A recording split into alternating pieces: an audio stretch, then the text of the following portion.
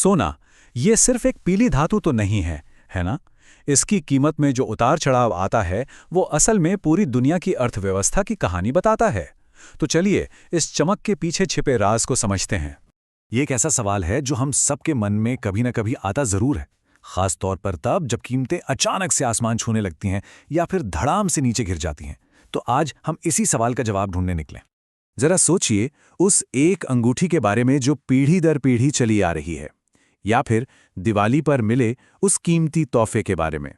सोना सिर्फ एक इन्वेस्टमेंट नहीं है, ये हमारी संस्कृति, हमारी यादों में बहुत गहराई से बसा हुआ है।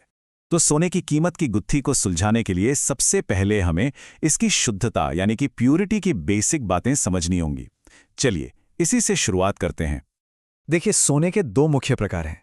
पहला है 24 कैरेट सोना, जो कि 99.9% शुद्ध होता है, बिल्कुल प्योर। ये शुद्धता इसे इन्वेस्टमेंट के लिए तो बेस्ट बनाती है, लेकिन ये इतना नरम होता है कि आसानी से मुड़ सकता है। और फिर आता है 22 कैरेट सोना, जिसमें तांबा या चांदी जैसी धातुएं मिलाई जाती हैं। अब ये मिलावट इसे मजबूत बनाती है, गहनों के लिए परफेक्ट, पर इसका मतलब ये भी है कि इसमें शुद्ध सोना कम है, और यही बात सीधे सीधे इसकी वैल्यू पर असर डालती है। सोने की कीमत आप समझ लीजिए कि एक रस्साकशी का खेल है। कई बड़ी बड़ी आर्थिक ताकतें हैं जो इसे लगातार अलग अलग दिशाओं में खींच रही हैं। आइए देखते हैं कि ये ताकतें हैं कौन सी। पूरी दुनिया में सोने का व्यापार अमेरिकी डॉलर में होता है, और इसी वजह से इन दोनों का एक बड़ा गहरा रिश्ता है। जब डॉलर कमजोर होता है तो सोना खरीदने के लिए ज्यादा डॉलर चाहिए होते हैं, और इससे सोने की कीमत बढ़ जाती है। और इसके ठीक उलट, एक मजबूत डॉलर सोने की कीमत को नीचे की ओर धकेलता है। एक और जरूरी बात, सोना रखने पर कोई ब्याज नहीं मिलता, इसलिए जब बैंक या बॉन्ड्स पर ब्याज की दरें ज्यादा होती हैं तो निवेशक अपना पैसा वहां लगाना पसंद करते हैं। लेकिन जब ब्याज दरें कम होती हैं तो सोना एक ज्यादा आकर्षक इन्वेस्टमेंट लगने लगता है। लेकिन कहानी सिर्फ डॉलर और ब्याज दरों पर खत्म नहीं होती।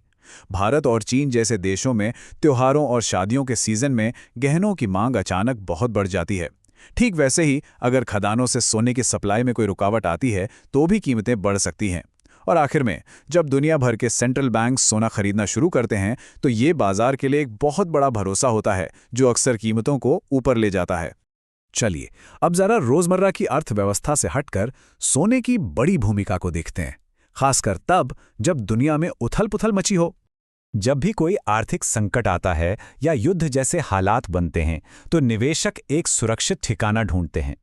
सोना एक ऐसा ही सेफ हेवन माना जाता है जहां लोग मन की शांति के लिए अपना पैसा लगाते हैं।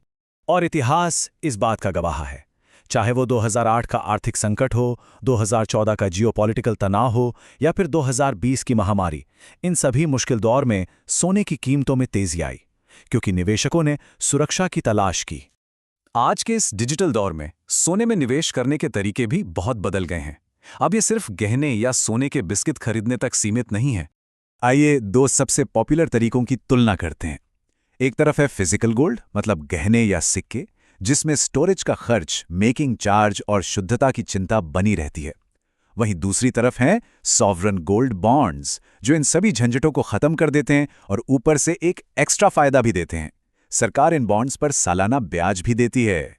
तो चलिए अब इन सभी बातों को हाल की एक घटना से जोड़कर देखते हैं कि ये सारे सिद्धांत असल दुनिया में कैसे काम करते हैं। अभी कुछ समय पहले ही बाजार में एक अचानक हलचल हुई। सोने की कीमतों में एक अप्रत्याशित तेज गिरावट आई, जिसने कई निवेशकों को चौंका दिया। और यह गिरावट कोई छोटी मोटी नहीं थी। एक ही दिन में कीमत लगभग 2500 रुपये प्रति 10 ग्राम तक गिर गई। ये एक बहुत बड़ा बदलाव था। और देखिए, बढ़ी हुई कीमतों का असर सीधे तौर पर लोगों की खरीदारी पर पड़ता है। एक अनुमान के मुताबिक त्योहारी सीजन में मांग 27% तक कम हो सकती है, क्योंकि लोग खरीदारी टाल देते हैं। हालांकि एक्सपर्ट्स ने शांत रहने की सलाह दी, जैसा कि India Boolean and jewellers association की अक्षा कंबोज ने कहा कि मौजूदा नरमी एक उलटफेर के बजाय समेकन प्रक्रिया का हिस्सा लगती है। मतलब ये कोई बड़ी दुर्घटना नहीं, बल्कि बाजार के लिए संभलने और स्थिर होने का एक मौका था। तो फिर सवाल उठता है कि इतनी बड़ी गिरावट आई क्यों?